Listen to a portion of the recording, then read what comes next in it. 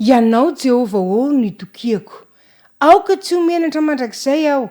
Vonjeo ny fahamarinanao aho ka afako. Atongilano amiko ny sofinao ka vonjeo aho. Aoka ho vatolampy fonenana ho atoniko mandrakariva ianao izay efa nandidy hamonjy ahy. Faharambatoko sy batery fiarovanao ahy ianao.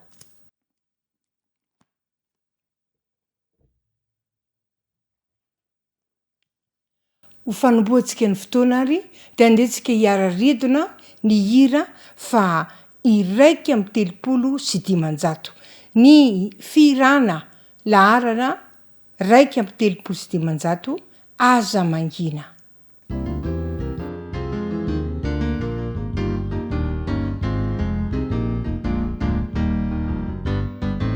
Aza mangina o mifoaza fakakile Jesu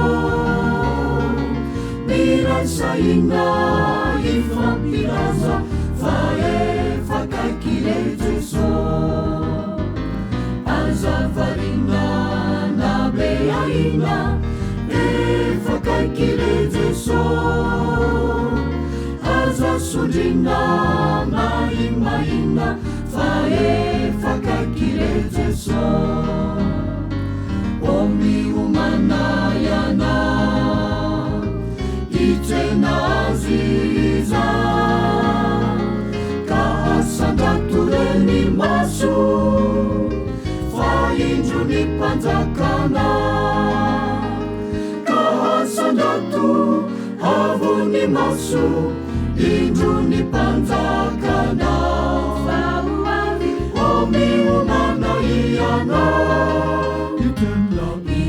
Aziza Omi umanayana Itena Aziza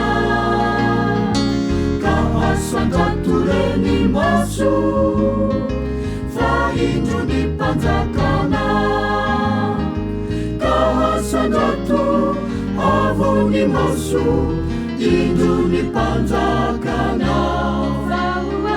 Omi umanayana Itena Aziza Oma fayana relitumpu Mianji ni uluna Savabuari Miara misentu e avi Fayana reliana Fayana relitumpu Biandini uluna Savabuari Miara misentu Miara misentu e avi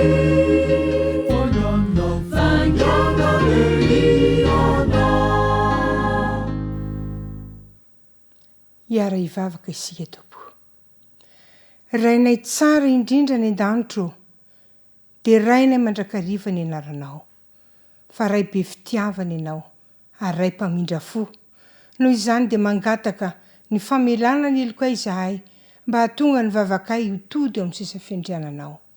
Amin'ity takariva ity tompo, dia mangataka aminao zahay, hanatrika ny fotoana rehetra izay mbola ho tanterahana etona. Fatononiko amin'ny anaranao Jesosy ny vavako. Amen.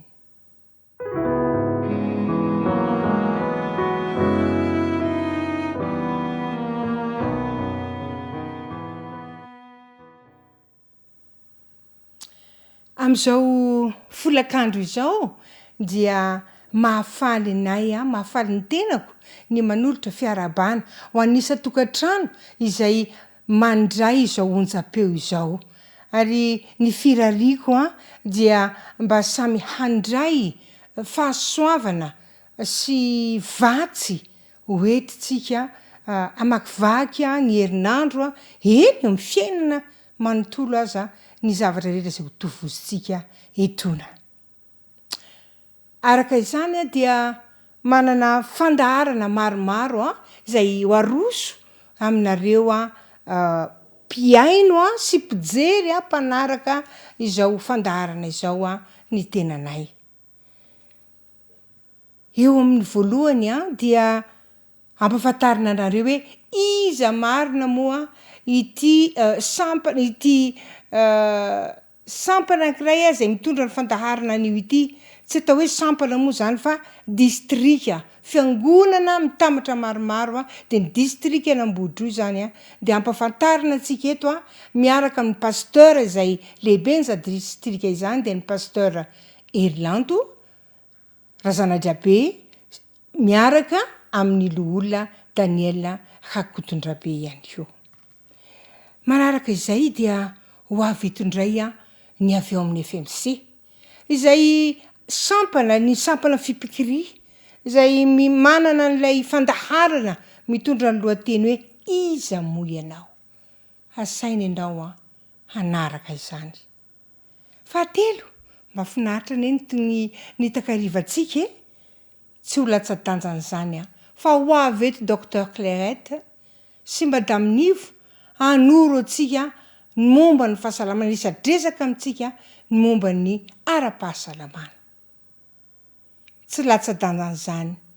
Aorianan'izay de omena anjara lehibe tokoa ny ankizy izay hoentin'ny cheftaine Vero sy cheftaine Rizivana hanolotra fianarana atao zavatra zay hita fa ahaliana ny ankizy. Ary tsy ny kely indrindra fa ny tena zava-dehibe indrindra hoentintsika hamakivaky ny herinandro ihany am-pamaranana dia ho avy eto hiverina eo indray ny loholona Daniela Hakotondrabe hitondra ny vatsy izay hoentintsika mandritry ny herinandro. Izay ny fandaharana ho atolotra kanefa kosa mba handrakingotsika zany fandaharana izany dia hisy hira eny anelanelana eny. Asaiko sahady ary ianao hanaraka nyity hira izay atolotry ny Omega Ambohidroa ho anao ity.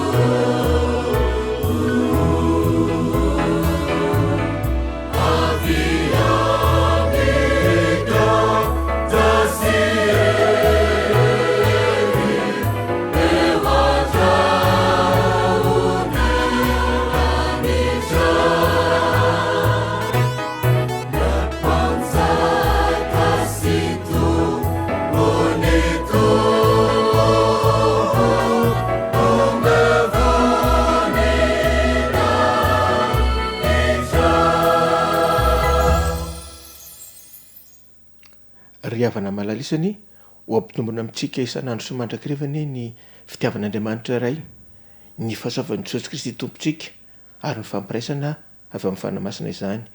Ny distrika Ambohidroa no miseho amintsika ankehitriny.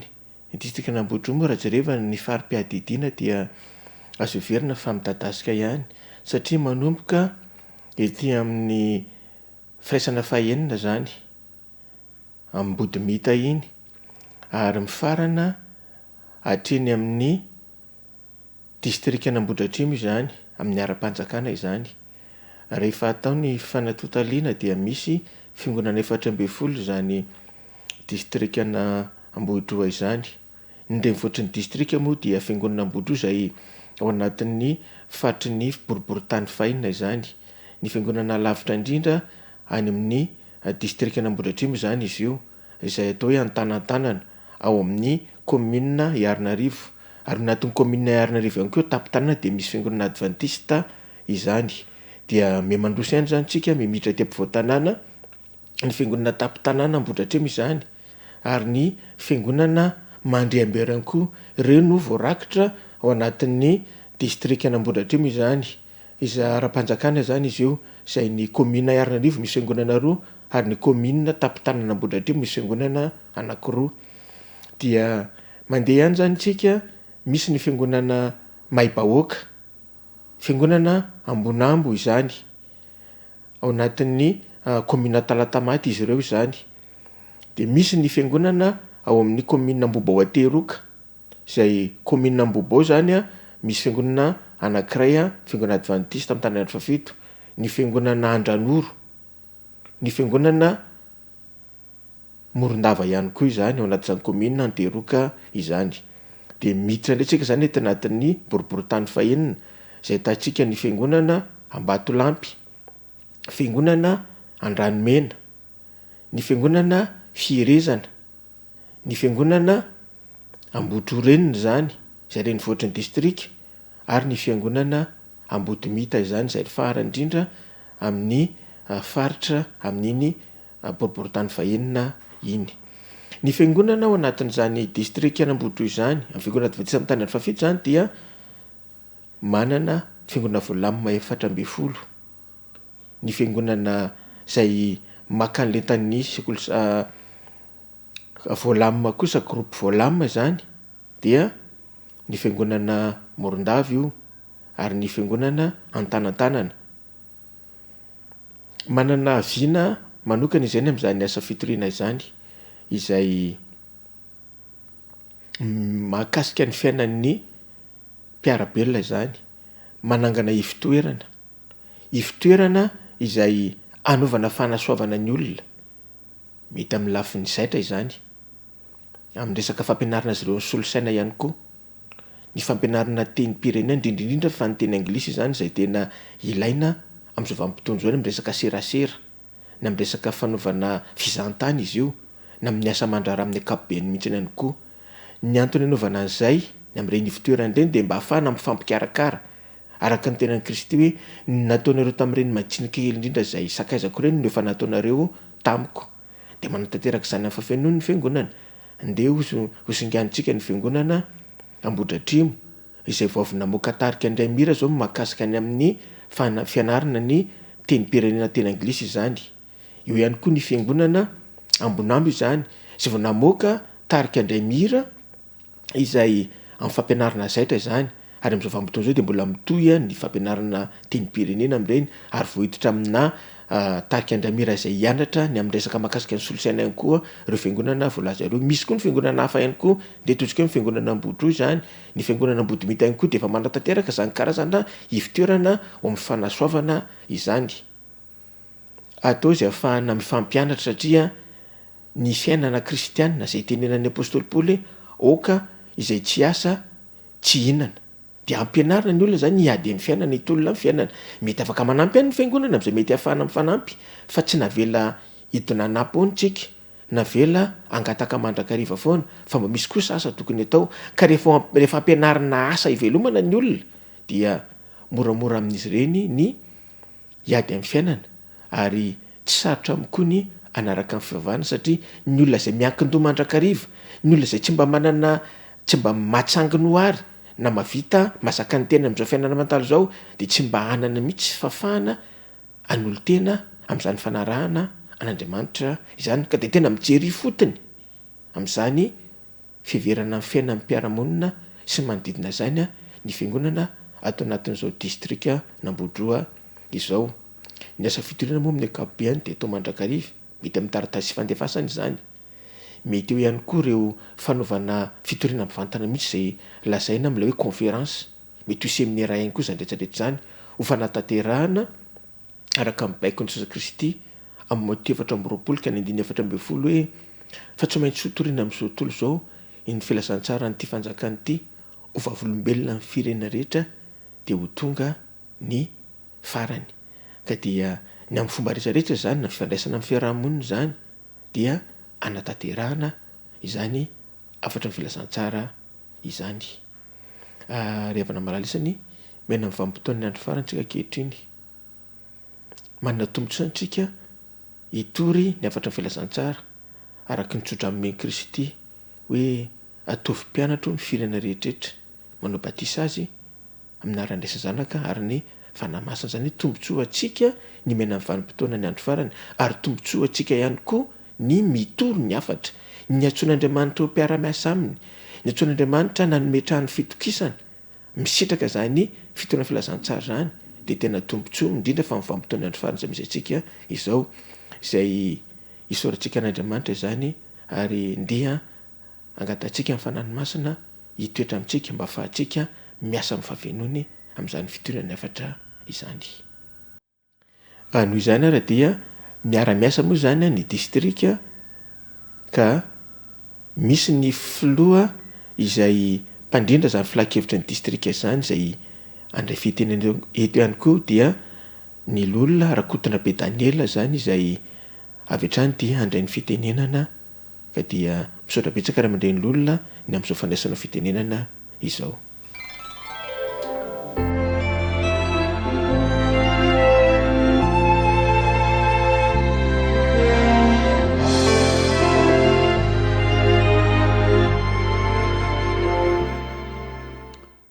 Misaotra ny ray aman-dreny pasteur tamin'ny fanolorana sy ny fanombohana n'izao fotoana firesadresahana manokana ny amin'ny distrika n'Ambohidroa izao. Ao amin'ny distrika moa dia misy ny rafitra izay raisina amin'ireo distrika rehetrarehetra eto anivon'ny fédération Madagasikara afovoany sy ireo rafitra adventiste rehetrarehetra fédération amin'ny Ilpatrana manerana ny nosy sy hatrany ivelany ihany. Dia misy ny antsoina hoe filakevitry ny distrika. Ny filakevitry ny distrika dia ny fikambanan'ireo aloha olona izay voatendry amperinasa mitondra sy miandraikitra ny fiangonana eo anivon'ny distrika. Io dia rafitra miara-miasa akaiky amin'ny pasteuran'ny distrika izay solotenan'ny FMC eo amin'ny distrika zany ary manao ny fiheveran-draharaha mahakasika an'izay tokony hampandroso sy hanatsarana sy mahamety rehetrarehetra ny asan'ny tompo eo anivon'ny distrika izany. Ny zavatra misy amin'izao fotoana izao moa dia saika ohatran'ny hoe miopana mandrakariva foana amin'ny resaka fanomanana ny fivorian'ny distrika, fivoriam-ben'ny distrika ny fionan'ny fiangonana. Izay zany no matetika tena andaniana fotoana be dia be fa efa misy ny vinavina atsoatsy izay arahana midinika miaraka amin'ny ray aman-dreny pasteur sy ireo olom-piangonana tsiraidray mikasika ny hoe tokony hiditra any amin'ny sehatra hafa ny filan-kevitry ny distrika. Ao anatin'izany ohatra ny sehatry ny fampandrosoana, ny sehatry ny fantarana ny asa zany sy ny fanampiana n'ireo sapana samihafa any anivon'ny fiangonana ao amin'ny distrika dia miditra amin'izany tokony hiditra amina zavatra ohatr'izany ny filakevitry ny distrika manome hevim-baovao miainga avy amin'ny fahamarinan'ny baiboly sy ny fanahin'ny faminaniana. Zavatra anankiray tena mampisongadina ny distrika Ambohidroa ohatra dia izy ao anatin'ny faritry Marivatana ary fantatsika zany faritry Marivatana zany fa toerana tena midadasika ary ahitana ireo sehatra samihafa na eo amin'ny lafiny ara-fizahan-tany zany na eo amin'ny lafiny ara-piarahamonina zany sy sisa sy sisa. Dia any amin'ireny faritra reny zany sy any amin'ireny toerany reny dia heverina tokony hisy asa atao satria mbola betsaka ny tsy mahay hafatra fa mbola mandeha amin'ny lalan-diso dia ezahana zany ny hidirana sy andraisana andraikitra zany any amin'ireny faritra samihafa ao anatin'ny faritry Marivatana iny miara-miasa amin'ny fiangonana adventista eo anivon'ny distrika. Ankoatran'izay moa dia ireo arak'izay fandraisan'ny ray aman-dren'ny pasteur teo ny antarana an'ireo sy ampitomboana ny centre d'influence samihafa ao anatin'io faritra io dia ao anatin'ny efa fiheverana sy fieritreretana daholo izany rehetra zany. Zany nefa dia mbola tsy maintsy iaraha-midinika amin'ny ray aman-dren'ny pasteur sy entina atraty anivon'ny FMC satria tsy maintsy manaraka ny fandaminana sy ny zavatra rehetrarehetra fandraika amin'izay zany itsika eo amin'ny fanatanterahana azy. Zay ngamba no azo ho tenenina mikasika indrindraindrindra ny asan'ny filan-kevitry ny distrika sy ny distrika amin'ny ankapobeny. Ho an'Andriamanitra irery ny voninahitra. Amen.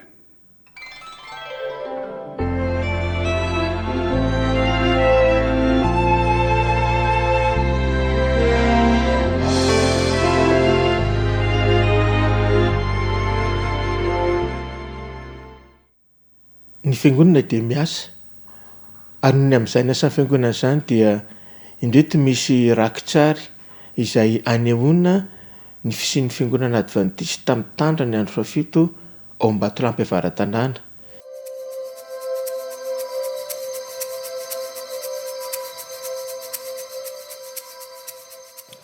Ny fiangonana adventista mitandrina ny andro fahafito eto Ambatolampy Avaratanàna dia nanomboka tamin'ny Septembre zanany tamin'ny taona 1970.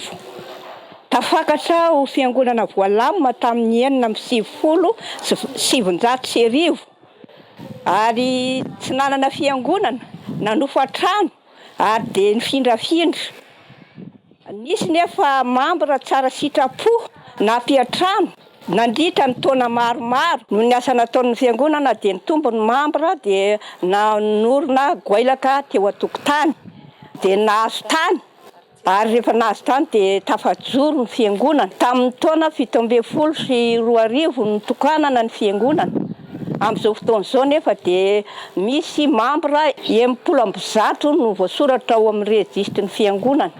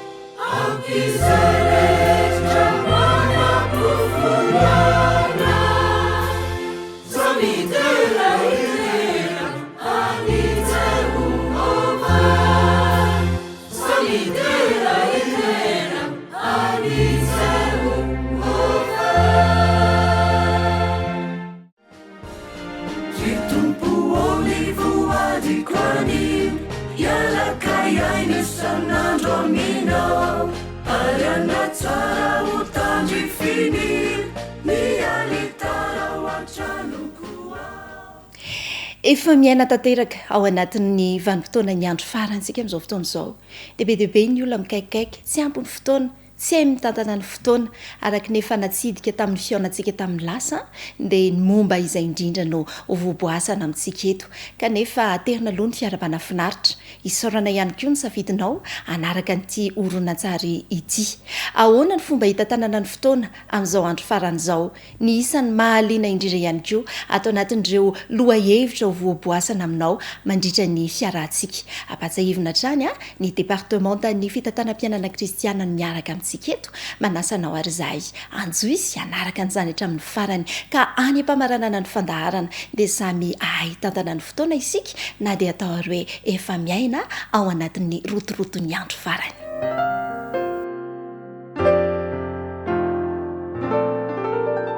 Fivaliana ho antsika ny tafaraka eto ka mitafa sy miresadresaka ny amin'ny fitantanam-piainana kristianina ary efa fantatrao fa ny pasteur Ratsimbazafy Lalany Aina izay tompona andraikitry ny fitantanam-piainana kristiana eo anivon'ny Fédération Madagasikara voany no miaraka amintsika ka amofofofy ny zavatra tsara ho fantatra. Ny fanontaniana iray lehibe izay izahantsika ho valiana dia hoe iza moa ianao? Iza moa isika? Ka ny fandaharana tsiraray avy izay atolotra eto zany no izahantsika mamaly izany fanontaniana izany, ka tiana zany ny manantitrantitra fa ny rehetra dia tokony oliana amin'ny resaka izay fanaovana satria tamin'ny farany isika dia niresaka hoe tsy manana safidy isika fa efa hoe mpitantam-piainana izany isika tsiraray avy. Faharoa dia hoe tsy tompony isika fa mpitantana ihany eo anatrehan'ny fananana, ary ny fahatelo izay anisan'ny noresana dia hoe ny antom-pisitsika dia ho mpitantana. Kanefa teo am-pamaranana ny fandaharana isika dia niresaka lafin-javatra efatra, izany hoe katy teo isika dia noresana tamin'izany ny hoe temple na ny vatana na tempoly andikantsika azy amin'ny teny gasy. Ao ihany koa ny resaka taona resaka fotoana, ary eo ny talent na talenta, ary ny farany trésor na fananana. Manoloana antsika ary pasteur ka dia tolorantsika ny fiarabana amin'ny fomba manokana. Miaraba antsika rehetra mpanaraka ny fandaharana indray amin'ity androany ity, miaraba ny volahery ihany koa. Efa napetratsika ilay fanontaniana hoe inona ary no tantanantsika, dia anisany anankiray tao anatin'ireo anankiefatra ny resaka fotoana, ka fomba fitantanana fotoana zany no resantsika. Ahoana ny fomba fitantanana fotoana? Fanontaniana iray lehibe izay. Ny lohateny lehibe moa zany arak'izay ampidiriny volahery zay dia ny hoe ahoana ny fomba hitantanana ny fotoana. Mialohan'ny ambaletsika ny fomba hitantanana azy io zany dia aloloantsika hiresaka kely ny amin'ny hoe afaiza marina moa zany ity fotoana ity volahery. Afaiza moa zany izy io? Iza moa zany no namorona ny fotoana io voalohany, ary inona ny antony namorona anazy? Rehefa mamadika ny baiboly isika ao amin'ny bokin'ny Genesis, Genesis toko voalohany, ao amin'ny Genesis toko voalohany dia hitantsika fa miverina inenina be zao le teny hoe hariva sy maraina. Hariva sy maraina. Ny fanontaniana mipetraka dia hoe fananina moa zany no naverin'Andriamanitra inenina mihitsy eo an-dalan-teny io. Maninona no vita ny andro anankiray dia napetrak'Andriamanitra izay ataontsika hoe mikasika ny fotoana izay. Ny zavatra tiatsika ho resahana eto zany dia hoe Andriamanitra mihitsy ange zany no nampiasa ny fotoana voalohany, ary izy no nametraka ny fotoana io ho zava-dehibe. Alefisaratsana ange zany volahery hoe tsy nisy fotoana mihitsy, tsisy maraina tsisy hariva fa dia mandeha monotone, mandeha ho azy io fotsiny ny fotoanantsika. Angamba mamona aminaina angamba zany, ary mety ho ratsy angamba zany. Dia nisy an'ilay hoe dia nisy hariva dia nisy maraina. Zany hoe rehefa miresaka ny amin'ny fotoana zany dia nisy fahazavana dia misy aizina. fomba famantarana ny fotoana zany reo fa vadiko kely fa ohatrany somary nyfamadika niresako azy teo dia nisy maizina ary nisy mazava fomba fitantanana ny fotoana nyresaka eto tsy ny olombelona ihany zany a no miresaka hoe sarobidy ny fotoana ka ilaza izy hoe ny fotoana dia volamena fa efa Andriamanitra mihitsy nyresaka hoe sarobidy ny fotoana dia ahoana ary ny fomba fitantanantsika mahampitantana atsika izay tsy nanatsafidy atsika ary tsy tompony atsika ary indrindra fa niantopitsitsika dia nitantana zany fotoana zany niaraka andao hiditra lalindalina ary tsika ya ny mahazava-dehibe ny fotoana indray zany zao no tena hitirantsika misimisy misy teboka valo resantsika androany volahery teboka valo a izay ilazana an'izay hoe mahazava-dehibe ny fotoana izay hotononina isy volahery daholo izy valo a dia hidirana tsiraray a mba hahafahana manazava azy avy eo ny voalohany a dia manao hoe Andriamanitra no nanome tombam-bidy ny fotoana ny faharoa dia ny hoe ny fotoana hoenty mandrefy ny fahomiazana ny fahatelo a ny fotoana dia manampy atsika andrefy ny taonany olona anankiray dia ny fotoana dia manome atsika ny hevitry ny fahamaikana ny teboka fahadimy dia ny hoe ny fotoana dia manampy atsika mba hiala sasatra manaraka an'izay dia ny fahaenina zany dia ny fotoana dia manizingizina mahazava-dehibe ny sabata ary ny teboka fafito a dia ny hoe tian'Andriamanitra ho mpitantana tsara ny fotoana isika ary ny fahavalo dia hoe Andriamanitra no manome fotoana iomanana ho amin'ny mandrakizay ndao hiditra lalindalina ary tsika amin'ireo teboka efatra valo reo volahery apetratsika ary ny hoe voalohany hoe zava-dehibe ny fotoana satria Andriamanitra nanome ny tombam-bidy zany Andriamanitra mihitsy no nanome tombam-bidy an'io fotoana io Paoly apôstôly aty amin'ny testamenta vaovao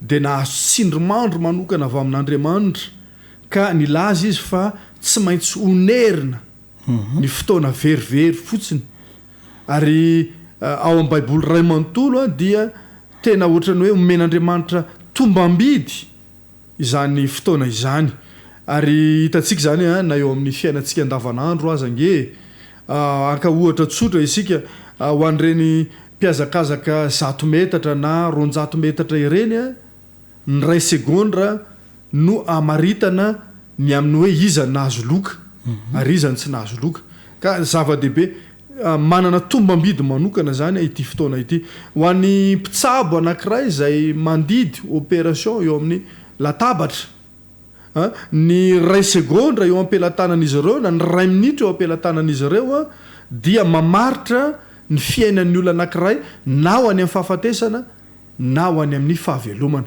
hitanareo amin'izany fa tena manana ny tombam-bidiny manokana mihitsy zany ity fotoana ity hiditra amin'ilay faharoa sika ary dia ny hoe ny fotoana hoenty mandrefy ny fahomiazana inona no azontsika resana mikasika an'izay pasteur ny fotoana no mandrefy ny ataontsika hoe fahombiazana ndao amakitsika ny fanambarana ao amin'ny mpitoroteny toko 7 ary ny 10 mpitoroteny toko 7 ary ny 10 izay rehetra azo ny tananao atao izy dia ataovy amin'ny herinao fa tsy misy asa na hevitra na fahalalana na fahendrena any amin'ny fiainantsita izay alehanao zava-dehibe ny fotoana satria ny fahaizantsika mikajy ny fotoana eo ampelantanantsika no mitondra antsika ho any amin'ny ataontsika hoe fahombiazana andao aka ohatra tsotra isika hitantsika amin'ny tele moa volahery renyle mpanao azakazaka amin'ny tomobily reny le atao amin'ny teny frantsay zany hoe formule 1 ny pilalao formule 1 dia mahafantatra tsara ny tombam-bidiny fotoana eo ampelantanany andao ataontsika hoe manolo kodiarana manolo pneu izy ireo raha zavatra tokony atao anatina segondra fofoina minitra vitsivitsy ataony ataontsika hoe 30 minitra ohatra ny olona efa tafahodina intelo inefatra indimy ianao mbola variana manolo pneu ihany ka ny minitra anankiray zany dia ahitana ny fahombiazana na tsy fahombiazany olona anankiray zava-dehibe loatra zany io fotoana eo ampelantanantsika eo ya zay zany ny amin'ny hoe fahombiazana izay refesina amin'ny alala ny fotoana fa hiditra amin'ny fahatelo isika hoe fotoana oentina andrefy ny taona ny olona anankiray. Andao amakin'ray tsika ny fanambarana ao amin'ny salamo fa 50, salamo fa 70 azafady ary ny andiny fa 10, salamo fa 70 ary ny andiny fa 10. Hoy ny fanambarana omeny ten'Andriamanitra 70 taona ozy izy ny andro ny taonanay ary raha tahiny mateza aza dia 80 taona nefa fahasasarana sy zavapoana ny voninahiny fa mielona faingana izany ka lasa manidina izahay. Ny taonan'ny olona anankiray dia refesina amin'ny fotoana araka ny voalaza eto hoe 70 taona ozy izy na 80 taona ka ny fandrefesana izany taona izany zany dia miankina amin'ny taonan'ny olona anankiray. Ny dokotera ohatra rehefa manome fanafody ho an'ny olona anankiray dia miankina amin'ny taonan'ny olona no anomezany ny fatrany fanafody ny olona anankiray. Hitantsika amin'izany zany fa ny fotoana dia manampy antsika mihitsy andrefy izany taona izany. Ya hiditra indray isika amin'ny teboka manaraka dia ny hoe manome antsika ny hevitra ny fahamakiana ny fotoana. Ahoana indray ny amin'izay pasteur? Ny teboka fahaefatra zany dia ny hoe ny fotoana dia manome antsika ny hevitry ny fahamakiana. Ao amin'ny Efesianina 5 ary ny 9:10, Efesianina 5 ary ny 9:10 dia zao ny fanambarana omeny ten'Andriamanitra. Ka raroto izy ny andro azo anaovantsoa fa ratsy izao fiainana izao. Manome ny hevitry ny ataontsika hoe fahamakiana ity fotoana ity. Misy karazan'olona mantsy izay azo lazaina hoe tsy maika, tsy rototra amin'ny zavatra anankiray ary tsy fantany fa tena sarobidy ny fikojakojana sy ny fikajiana izany fotoana izany. Aka ohatra tsotra isika ho an'ny mpianatra anankiray ohatra volahery raha manao fanadinana kajy na matematika izy, voalaza ao anatin'ny taratasy mpanadinana hoe adiny 2 ny anaovana an'io fanadinana io fa andao ataontsika hoe adiny 5 laniny manao an'io matematika ny akajy io. Inona mety zavatra misy mety mazava ho azy fa tsy fantany ny atao hoe fahamakiana ary dia efara ho any amin'ny tsy fahombiazana izany olona anankiray zany. Maro ny ohatra mety azosika raisina fa lay zavatra tiana resahana eto zany dia ny hevitry ny atao hoe fahamakiana dia ampianariny fianarantsika mahakasika ny fotoana izany rehetrarehetra izany. Ya hiditra amin'ny teboka manaraka indray isika hoe ny fotoana dia manampy antsika hiala sasatra. Ny fotoana dia manampy antsika hiala sasatra. Mazao azy fa ilaintsika ihany koa ny miato ao anatin'ny asa be zay mety ataontsika. Raha tsy mahay miala sasatra mantsy ny olona anankiray na tsy mahay miato ny olona anankiray dia mezakazaka ho any amin'ny fahafatesana ny fiainany. Ka ny fotoana zany mampianatra antsika an'izany rehetrarehetra izany. Aka ohatra tsotra volahery ndray mandeha hoy nisy fifaninanana ny kapa hazo. Lay fikapanan'ilay hazo zany dia ny mahazony voalohany na ny mahazony loka amin'ity fikapana hazo ity dia zay mavita mikapa kitay be dehibe. Lanjaina zany na refesina ilay kitay voakapa avy eo dia zay mavita be dehibe no mahazo voalohany. Ka ilay anankiray ny kapa voalohany hono dia niasa tsy nijanona izy, tsy niala sasatra mihitsy zany izy. Ary ilay anankiray faharoa kosa hono niasa izy afaka adiny 1 adiny 2 dia somary nijanona kely izy. Dia nandrangitra ny famakiny niala sasatra izy dia nandrangitra ny famakiny toy izany ray ny asany avy eo. Afaka adiny 1 adiny 2 ndray dia niala sasatra ndray izy dia nipetraka ary dia nandrangitra ny famakiny.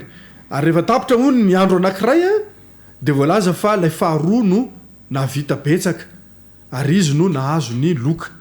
Zava-dehibe zany ny fahaizana mikajy hoe eto mila miala sasatra ary eto indray mila miasa mafy. Fa ny fahaizanao manao an'izay fikajiana ny fotoana izay dia manampy antsika andresy sy havita zavatra bebe kokoa hatrany.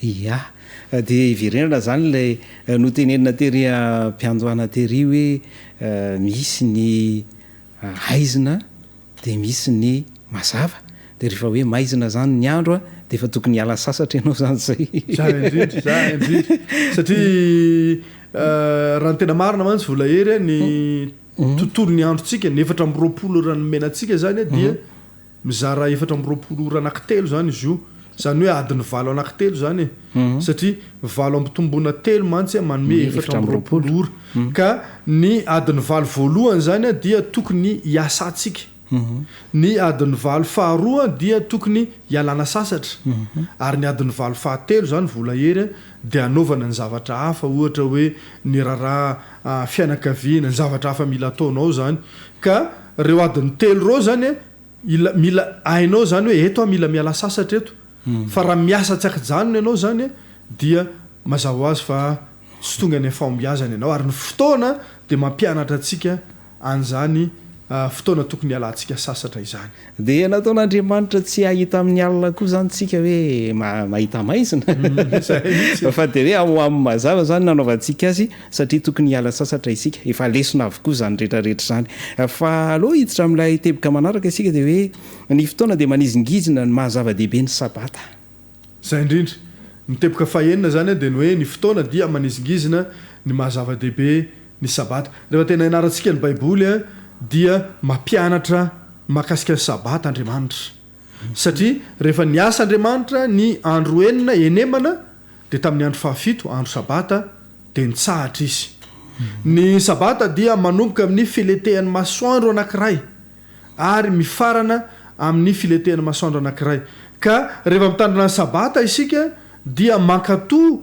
ary mahafantatra izany ataontsika hoe mahazava-dehibe ny fotoana izany alafisaratsana nge hoe tsy nasian'Andriamanitra sabata mba hialana sasatra vola hery inona ny zavatra nisy nanahoana ny fiainan'ny olombelona manahoana ny mety fiafarantsika fa tsara loatra Andriamanitra zany ary zay ny antony nanaovany ny sabata mba hitsara atsika mbola isy fotoana anatitra anterantsika misimisy kokoa ny asarobidin'ny sabata any arinany fa alohaloha zany sika miditra amin'ny teboka manaraka hoe tian'Andriamanitra mba hompitantana tsara momba ny fotoana isika zay indrindra fehany eo amin'le lesona fahafito zany dia ny hoe tian'Andriamanitra tsika vola hery hompitantana tsara momba ny fotoana ka ny torohevitra omenay zany dia zao samy nomen'Andriamanitra 4 ora avokoa tsika rehetrarehetra mahagaga vola hery dia zao misy olona mahavita zavatra betsaka ao anatin'le fotoana nomen'Andriamanitra misy olona ohatrany hoe lanilany andro fotsiny amin'ny zavatra tsy dia misy dikany loatra ny fiainany ka ny lesona resantsika eto zany dia ny hoe tokony hanana drafitra isika ny amin'ny fitantanana ny fotoana io androany zany ianao dia mila manana drafitra hoe inona ny ataonao mandritry ny herinandro inona ny ataonao latsinainy inona ny ataonao talata inona ny ataonao larobia lakamisy zoma dia mametraka drafitra sady ianao ny amin'ny herinandro ambony afaka mametraka drafitra ianao ny amin'ny volana anankiray afaka mametraka drafitra ianao amin'ny taona anankiray ary izay fahaizantsika mametraka drafitra izay dia afitantsika zavatra be dia be zay azalany andro fotsiny manao kilalao zany na mijery televizion fotsiny na milalao amin'ny zavatra tsy dia misy lanjany fa manaova drafitra eo amin'ny fiainana mba hitanao fahombiazana ny tsiraray avy zany dia efa andeha hiazakazaka hividy an'ilay antsoina hoe agenda mba ahafahany mandrafitra ny tontolo andro na ny herinandro na ny ray volana na ny taona mihitsy azy amin'izany ka eto dia amaraparana isika iresahana indrindra ny amin'ny hoe Andriamanitra manome fotoana io manana ho amin'ny mandrakizay zay zany lesona fahavalo zay ho resantsika dia ny hoe Andriamanitra dia manome atsika fotoana io manana ho amin'ny mandrakizay tsara mantsy zany ny alalantsika fa misy ny atao hoe manan-danjo eo amin'ny fiainana ary misy ny atao hoe latsa-danjo eo amin'ny fiainana ary misy ihany koa ny atao hoe manan-danja indrindra ka mila mahay mamantatra an'ireo zany tsika hoe ty ve tena hoe manan-danja ty ve mbola manan-danja indrindra ka akoatran'izay rehetrarehetra zay zany dia zao fotoana kely eo ampelantanantsika zao no amaritantsika ny hoavintsika ho amin'ny mandrakizay ka ity fotoana kely izay novakiantsika tery aloha hoe 70 taona na 80 taona ity zany no amaritanao ny hoavinao na ho any amin'ny fiainana mandrakizay na sanatriny zany ho any amin'ny fahaverezana mandrakizay ka rehefa hainao zany ny mitantana nyity fotoana eo ampelantananao zao ty de azo antoka fa manin'andriamanitra anao a lay mandrakizay mba hahafahanao manjaka miaraka amin'i Kristy velona miaraka amin'i Kristy. Hoy ny tompo hoe ny matoky amin'ny kely no mpanapaka amin'ny be ka ny 70 taona sy 80 taona zay farany betsaka araky ny voatanisan'ny soratra masina no saintsaintsika sy eritreretintsika ary tantanitsika tsara dia mampanantena ny tompo fanome antsika ny mandrakizay izay fotoana tsy manam-pahatapirana trafikenao me mahery ambava ho manam-po mieritreritra zay ary no entsika manakatona indray ny fandarantsika ho amin'ny androany makatelona sy makasitraka.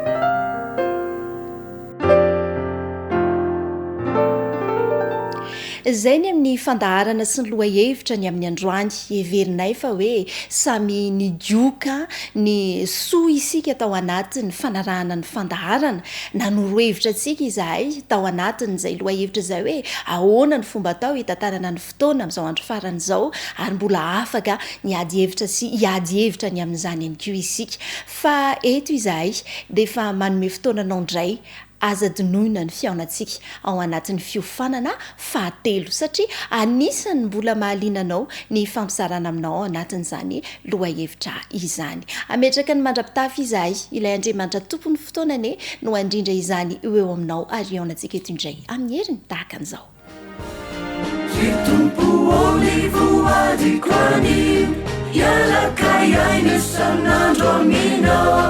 Ariana tsara utandifini mialitara wachanukua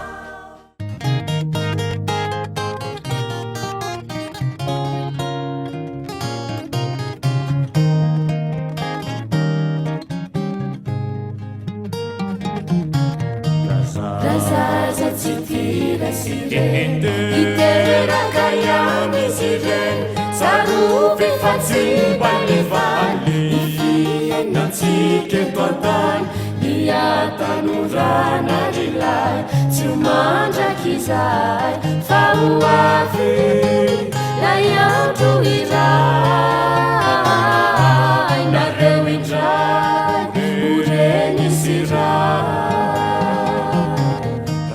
Razaza tsitira siren Aneny layani siren Sarufi fatsimbalevaly Natsike toantany niatanurana rilay Tsy mandrakizay fa hoavy Lay andro iray Nareo indray oreny siray Handeha re anaja sireny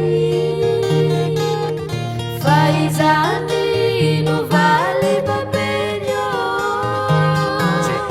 Ziurava se fanatena Anda Andeha zainare Nella canitana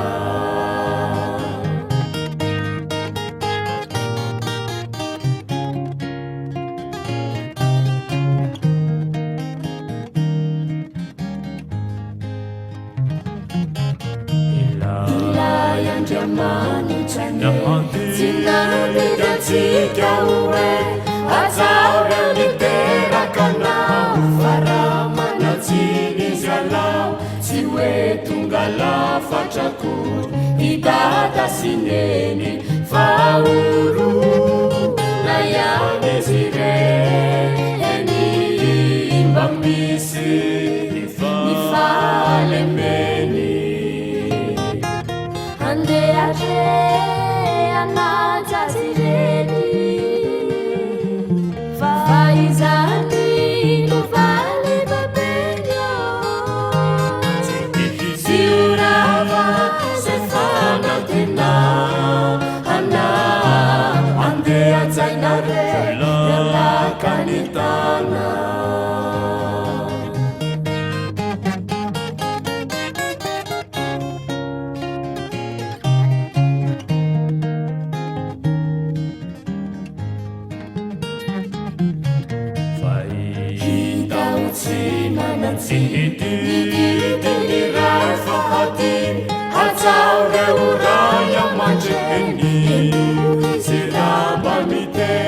Fatulutrizai mata ireo fikasana fatulutrizai mata anaretenima fikasana andeatre anazazireni faizani nuvale babelho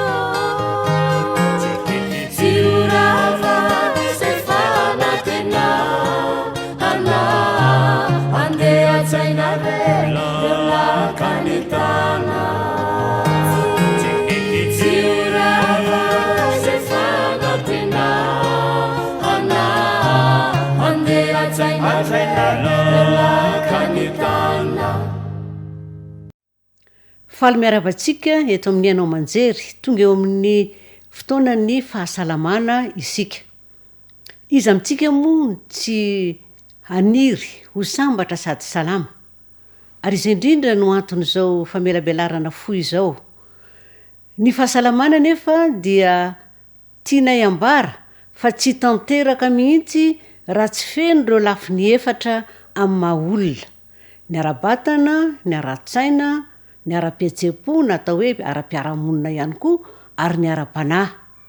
Ireo lafiny efatra ireo zany a dia tsy maintsy miara salama. Izay vao feno ny fahasalamantsika. Koa anitsika zany dia hiara-iaino ny ampahany eo amin'ny ara-batana no resantsika voalohany. Tsy ho tratra amin'izao fotoana izao daholo ireo lafiny efatra ireo fa antenainay nefa fa hitondra soa antsika ny fotoana izay entina eto. Miano finaritra ary tompoko.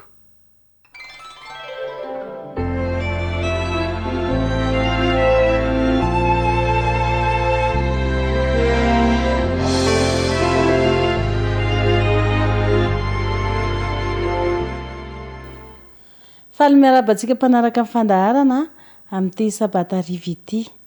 Manasa anao anaraka ny fandaharantsika ny fifandraisan'ny torimaso sy ny fahasalamana. Zava-mitranga eny amin'ny fiarahamonina hitantsika misy olona masika, kizitina, kitokitona tiady ohatran'ny olona mamo. Nefa izy tsy mamo. Dia misy olona koa somary very tadidy. Aiza moa nametrahako ny lakile teo, le lakile amin'io eny an-tanana eny. Misy olona indray miteny hoe nakaiza raha solomasoko, solomaso amin'io eny amin'ny masony. Dia misy olona indray manao hoe ary inona moa ilay naika niteneniko teo. Nefa izy efa mandray fitenenana. Zava-misy eny amin'ny fiarahamonina izany. Ny zavatra hitantsika ao anaty baiboly moa dia ohatrany hoe anam-parany ihany ny olona masika, kizitina, kiriana. Nefa ohatrany tratran'izany ihany tsika kristianina. Dia jerentsika androany fa ny tsy fampiana torimaso dia miteraka fikorontanana eo amin'ny fifandraisana. Miteraka fikorontanana eo amin'ny asa atao. Ary anisany tena mitana laharana betsaka eo amin'ny fahasalamana. Raha tianao no salama tsara, ny sosokevitra menanao dia ity.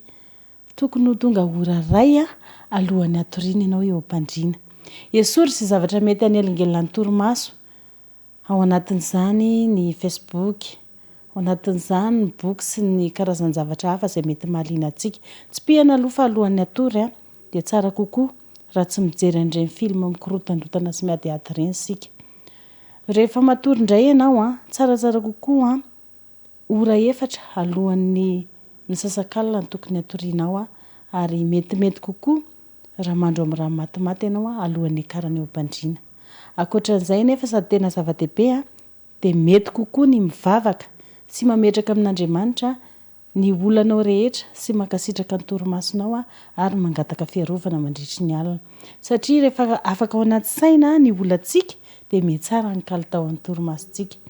Tsara ho fantatra koa fa fanaovana fampiasam-batana voarindra. Tsy voatery mafy be, tsy voatery hoe mibata fonjam-by ianao, tsy voatery izany. Fa fampiasam-batana mirindra arahana fisefoana lalina mitohy. Ohatra hoe mandeha tongotra kely ianao dia manao fisaifona lalina manomboka ohatra hoe raha tokony hiala amin'ny are amin'ny bus ary aloha ary ianao dia miala are anankiray alohan'ny atongavana any dia mba ataonao tongotra le ambony iny. Izay zao a dia anisany zavatra anankiray a manatsara ny kalitaon'ny torimaso ary rehefa mandeha tongotra dia manao fisaifona lalina.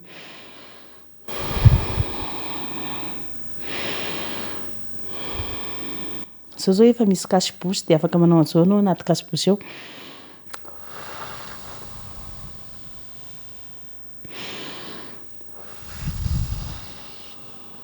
Tsisy mahita tsiny ianao anaty kasibosy.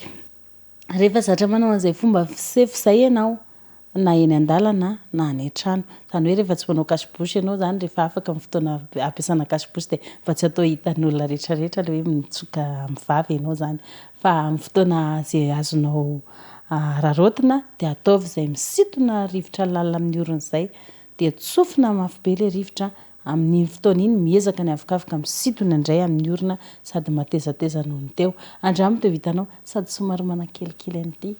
Dia apirisihany ianao mba hanazatra anao an'izay ho an'ny taova fisaifona dia mihatsara ny torimaso isaky ny amin'ny alina.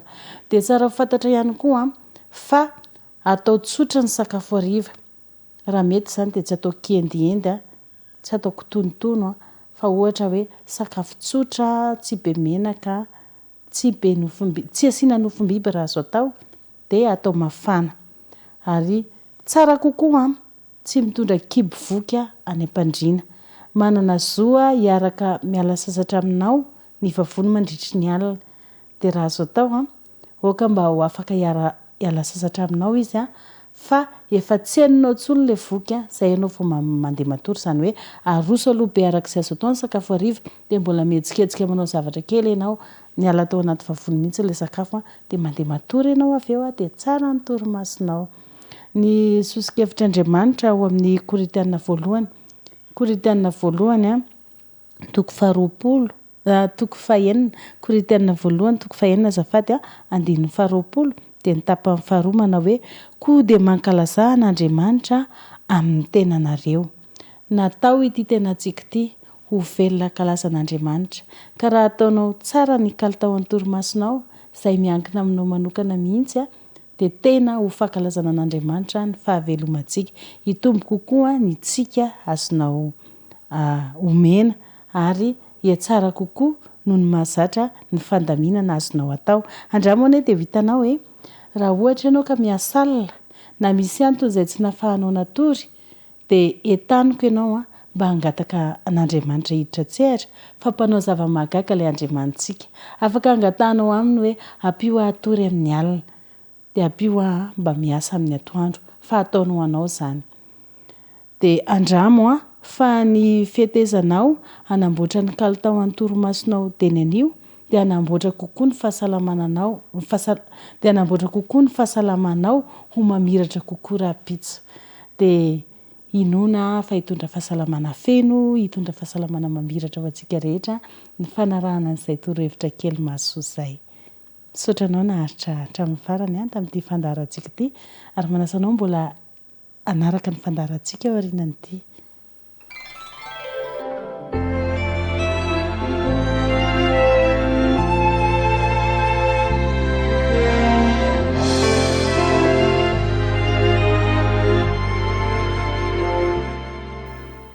Izao tsika dia hiresaka ny momba ny ara-tsaina indray. Teo tsika dia nahita ny ara-batana amin'ny fanomezana azy ny fialan-tsasatra tsara indrindra voajanahary. Fa zao kosa tsika dia hiresaka ny ara-tsaina. Io ara-tsaina io dia mitovy amin'ny ara-tsakafo, mitovy amin'ny torimaso izay nivelabelarina teo, fa kosa hojerentsika kaiky hoe inona ny zavatra ahafahantsika omena, mamahana ny saina, ahatonga azy ho salama. Dia tsy maintsy miainga amin'ny alalan'ny sakafo aloha voalohany indrindra. Ny sakafo izay omentsika ny vatantsika dia mandrafitra ihany koa ny fomba fisainantsika. Raha toa ka sakafo manahitaitra be loatra, sakafo mitondra poizina tahaka ny alcool, ny sakafo izay diso matavy loatra dia fantatsika fa manelingelona ny fiasan'ny saina izany. Ka eto zany raha iresakitsika hoe inona no amahanana ny saina mba hahatonga azy ho salama dia zavatra telo farafakeliny. Ao zany ny oxygène, rivotra madio zany no akatsika azy, ny sakafo ara-pahasalamana ary ny fampiasam-batana mba hikoriana tsara ny ra mamelona ny atidoha. Horaisitsika tsiraidray vetivety reo. Eo amin'ny sakafo ara-pahasalamana. Voalohany aloha tsy sakafo ny alcool na ny baraky. Kanefa dia miditry ny vava izany ka dia sokajitsika hoe ho sakafo zany izy na dia pozina ary. Manimba mivantana ny taova-maro reny fa indrindraindrindra ny atidoha. Ka tsy misy an'ireny mihitsy ny atidoha salama. Eo amin'ny sakafo koa dia fantatsika fa ny kalitaon'ny lalan-drà no mamaritra ny fahasalaman'ny taova anankiray. Ary ny taova atidoha dia sarotiny de sarotiny amin'io kalitaon'ny lalan-drà io. Ka ny sakafo matavy, eny fa na dia somary ilay atao hoe beta-volo, betsaka glucide ozy ny fiteny vahiny, dia mety anelingelona ny kalitaon'ny lalan-drà izany. Koa sakafo tsy misy tavy avy amin'ny biby, sahaza tsara ireo hery hoenty miasa, le glucide andresantsika teo zany. Ny glucide izay mateza ny fiasany, glucide complexe, ialantsiny lay teny frantsay satria tsy mbola misy teny gasy ahafahana manazava azy. Ary sakafo betsaka ny sira mineraly, ny vitamine. Ao amin'ny vitamine dia sokajiana manokana ilay atao hoe antioxydant, izay miaro ny selantsika manontolo, indrindra fa ny selan'ny atidoha amin'ny fahasimbana. Tsarovy ry hava-malala fa ny tena taonantsika ny tena taonantsika dia tsy ho taona sivily. Hoe izaho zao dia 30, 40, 50, 80 taona any amin'ny kopy. Tsy iny mamaritra ny tena taonantsika fa ny taona ny lalan-drà izay ankinany kalitaony zany. Ka ny kalitaon'ny lalan-dràtsika ny tena mamaritra ny taonantsika. Ny kalitaon'ny lalan-drà nefa dia mamaritra ihany koa ny fahasalaman'ny atidoha. Hitantsika amin'izay zany ilay fiarahan'ireo zavatra reo mba hitondra fahasalamana ho an'ny atidohantsika. Sakafo betsaka fibra, betsaka le atao hoe antioxydant na vitamine A, C ary E. Fa indrindra ny vitamine C. Vitamine C zay 80 degré dia levona. Mila mihinana sakafo tsy noketrehana be zany isika, na tsy noketrehana mihitsy tahaka ny voankazo, tahaka ny légumes zay azo hohanina manta. Tsy misy matavy, averiko indray, tsy misy matavy avy amin'ny biby, betsaka ny sakafo entin'ny zava-maniry, ary ny farany dia ilay oxygène andresahana teo dia mila fampiasam-batana satria raha ohatra ka zara fa mihetsika tsika dia kely ihany ny oxygène raisin'ny avokafoka ho ampiasaina. Manana fahafahana mandray oxygène be ny avokafokatsika. Kanefa raha tsy ampiasaina, tsy ampiasaintsika ny vatantsika, dia kely ihany no ampiasainy. Kely ihany no miditra ao amin'ny taova fisefoana ary dia kely ihany no zarainy. Mila mampiasa vatana zany isika tsy mafy, mitohy, miaraka amin'ny fisefoana lalina. Ohatra ny ditongotra, ny azakazaka, jogging, ny lomano, ireo sport collectif, betsaka zany ireo azontsika ampiasana amin'ny vatantsika zay hitondra oxygène ampy sahaza, tsy mandreraka nefa ho an'ny vatantsika ary indrindra ho an'ny atidoha. reo zavatra telo averiko indray reo zavatra telo ilain'ny atodo ny vitamine A, C, E n'antioxydant, ny oxygène amin'ny fatrasa azy ary sakafo tsy misy matavy na misy pozina tahaky ny sigara, ny paraky, ny alcool. Tsotra de tsotra reheto ampandiniana an'izany, tsotra de tsotra ny salama. Kanefa eto am-pamaranana dia tiako ny miresaka ny mikasika ny stress, ny zavatra rehetra entin'ny fo mampanahy de miatraika koa amin'io atodo io. Ka ny lafin'ny farany amin'ity fahasalaman'ny atodo na ny saina zany a dia ny fahaizana, ny fahafahana mifehy ny raritsaina. Manimba de manimba ny fahasalamana io ary manapotika, tsisy moa ny fotoana amelabelarana hoe misy fiovana ara-drafitra mihitsy ene ao amin'ny atodo rehefa tsy voafehitsika ny raritsaina. Ka ahoana moa nafahana mifehy ny raritsaina? Mbola sarotra ihany koa ny mamaly an'izany fanontaniana izany. Raritsaina zay tsy misy fiainana, tsy misy raritsaina hoy zay ilay mpanoratra Hans zay le any mbany rangolazana tsika vao tsy misy raritsaina intsony. Kanefa azo atao tsara ny mifehy azy, ry havana, azo atao tsara.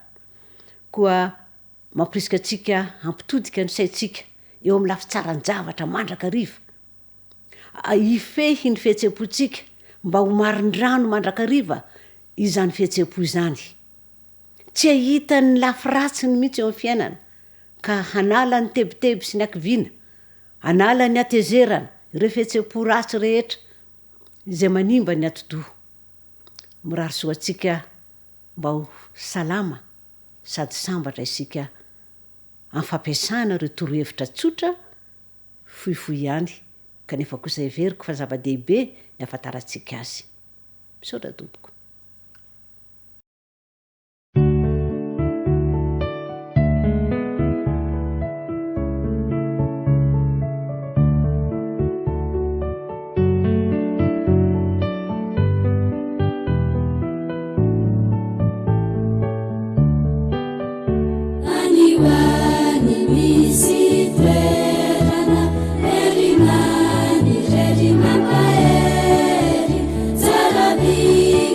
Na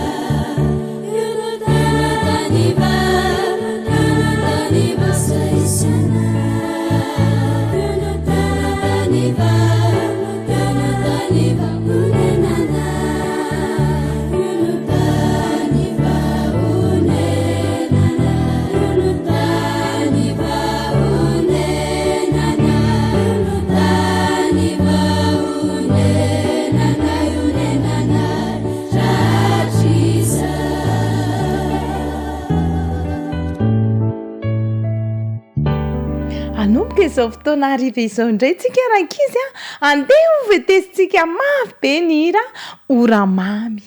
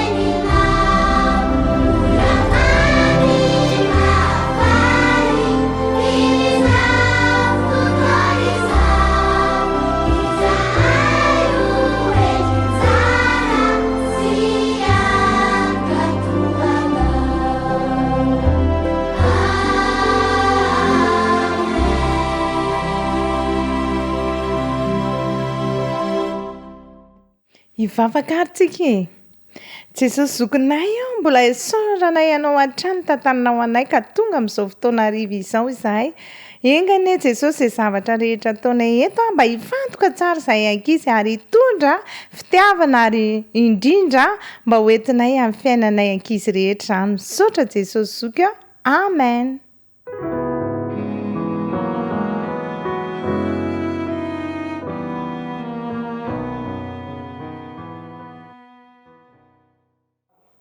Hiditra amin'ny fotoana izay akafizintsika isika rankizy dia mifanaovana taozavatra.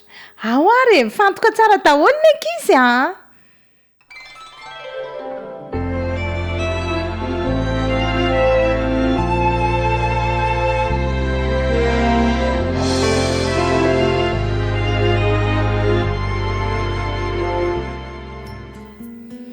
Zao tsika rankizy dia hianatra hanao asa tanana iray.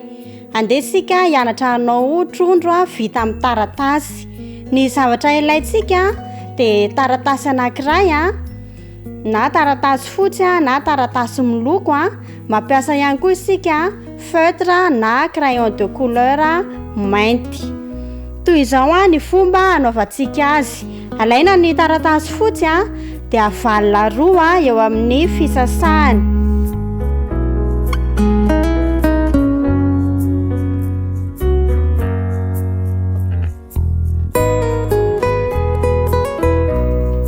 Rehefa vita izay dia sokafana. Alaina indray ny ilany dia atao makeo amin'ilay fisasahany teo. Aforotra makeo amin'ilay fisasahany. Rehefa vita izay dia alaina tahaka izay ihany koa ny ilany. Vita izay dia aforotsika manome 3 zoro ny eto ambaniny hitovy hifanitsy manaraka an'ilay tsipika eo ampovoany. Raisitsika tahaka izay ihany koa ny anankiray. Io ny rambona trondrotsika rehefa avy eo. Aforotsika indray mandeha mahazo ny tsipika mahitsy eo amin'ny fisasahany taratasy rehefa avy eo. Atao tahaka izay ihany koa ny ilany. Rehefa vita izay dia sotomitsika hivoaka moramora ilay taratasy ao anatiny mba hivoaka rehefa avy eo. Atao tahaka izay ihany koa ny ilany dia lasa mahazo sary miendrika efamira indray isika rehefa avy eo. Vita ny rambo-trondrotsika rankizy. Dia hanao ny lohany indray isika aforotra ny taratasy maketo amin'ilay ampovoany hatreo amin'ny faritra izay tiantsika ho habehan'ny trondro. Vita izay dia aforotra kely mahazo 3 zoro indray ny ery ambony azahoana ny tena lohan-trondro amin'izay. Dia atao tahaka izay ihany koa ny ilany.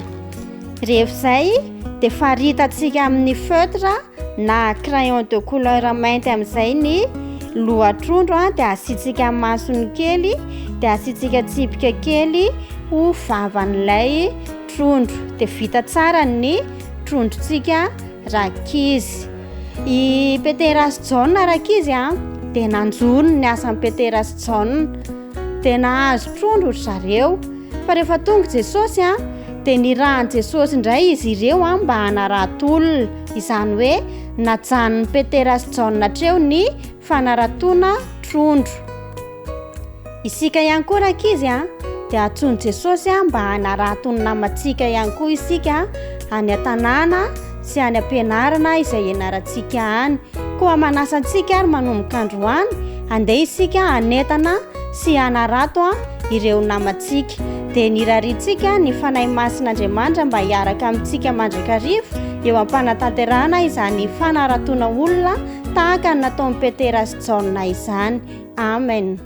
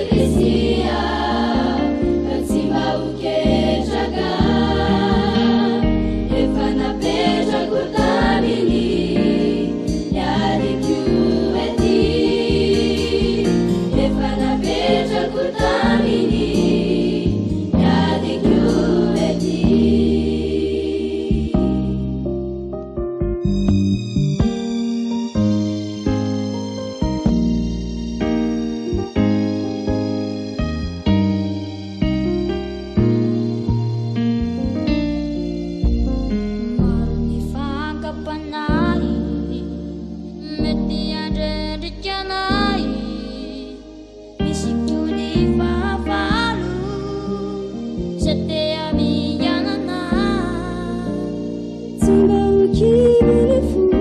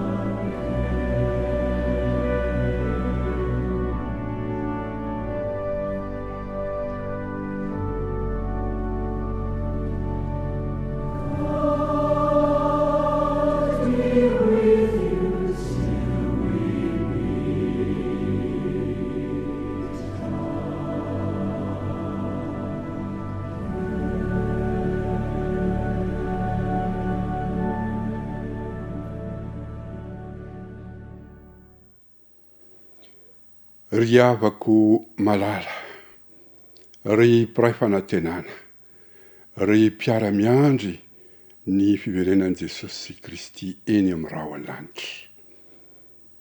Misaotra an'Andriamanitra isika satria noho ny fitiavany, noho ny fijereny manokana atsika, noho ny safidianany atsika ho isan'ny vahoakany, dia afaka namakivaky ny tontolo ny andron'ny sabata ka tonga amin'izao fiafaran'ny fotoana ny sabata izao indray. Afaka nanaraka ny didy faefatra ka ny ampiatra izany, ny tandrina izany. Ny zavatra tokony ho tsarona nefa, ny didy faefatra dia misy baiko anankiroa mazava tsara ao anatiny ao. Ny baiko voalohany dia milaza fa tokony atsiaro ny andro sabata itsika anamasina azy. Matsiarova ny andro sabata anamasina azy. Ny baiko faharoa dia ilay miteny mazava amintsika hoe enemana no iasantsika ary anaovantsika ny raharantsika rehetra. Tonga amin'izay fampiarana sy fanatrehana nyo baiko faharoa io aritsika ankehitriny ry havako. Koa miomana hiditra amin'ny herinandro vaovao isika. Herinandro izay anatanterantsika ireo asa sy adidy samihafa izay napetrak'Andriamanitra amintsika.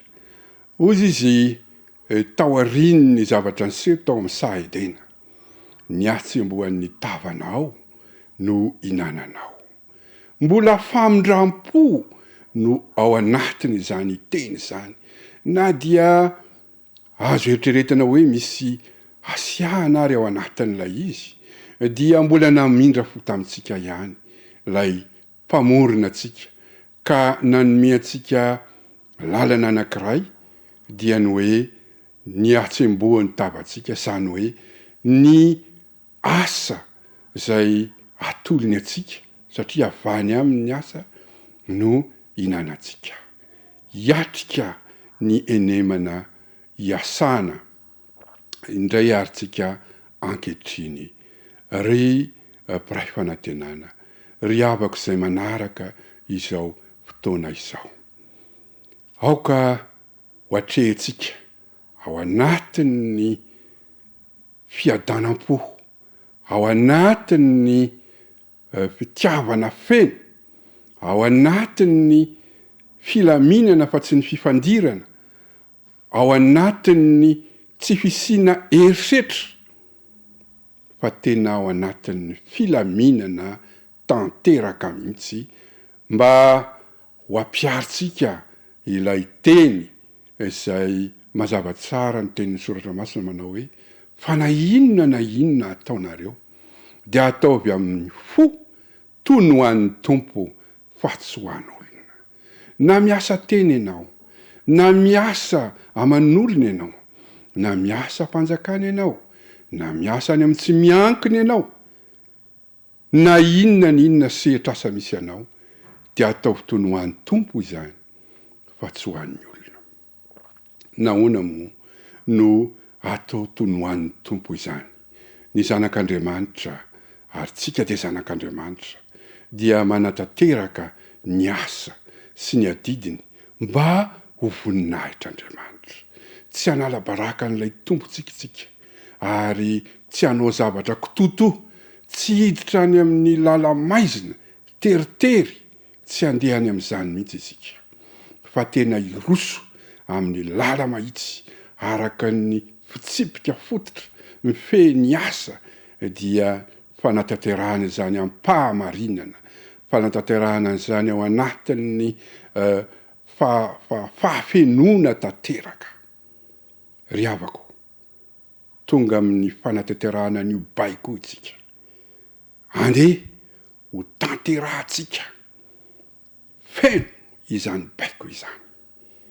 tsy manam-potoana isika hipetrapetrahana ka hoe sabata ihany no atrehantsika fa ny baiko faharoa ao anatin'io didy fahaefatra io dia milaza fa tsy maintsy miatrika ny enemana isika ary mipetrentsika ny enemana anie dia zao efa fanomanantsika ny tena ny saina ny fanahintsika ho amin'ny sabata manaraka ihany noho izany tsaky-janona ny fiderana ny tompo tsaky-janona ny fanandratana azy tsaky-janona ny fanehoana aminy fa tena zanany isika ankehitriny ary raha tonga amin'izao fotoana ny fahataperany sabata izao isika andeha ijoro hitsangana ka iroso hiatrika ampahafenona ny enemana vaovao herinandro vaovao izay natokany Jehova hiasantsika satria nahoana ho ianao satria nahazo hery isika tamin'ny nahazahoantsika ny fanahy masina ka ovavolombelona any amin'ny toerana rehetra izay hiasantsika na eto Jerosalema zany hoe ato amin'ivon'ny fiangonana na andro disy Samaria zany hoe any ivelan'ny rehetrarehetrany ary hatrany amin'ny farany tany mihitsy aza ho ny soratra masina ankehitriny dia tsapako fa voninao amin'izany zavatra izany daholo itsika rehetrarehetra noho izany dia andeha ijoro hitsangana ary iditra ao anatin'izay eneman'izay ao anatin'ny fahamasinana sy ao anatin'ny fahamarinana izay avy amin'Andriamanitra ankehitriny dia hivavaka isika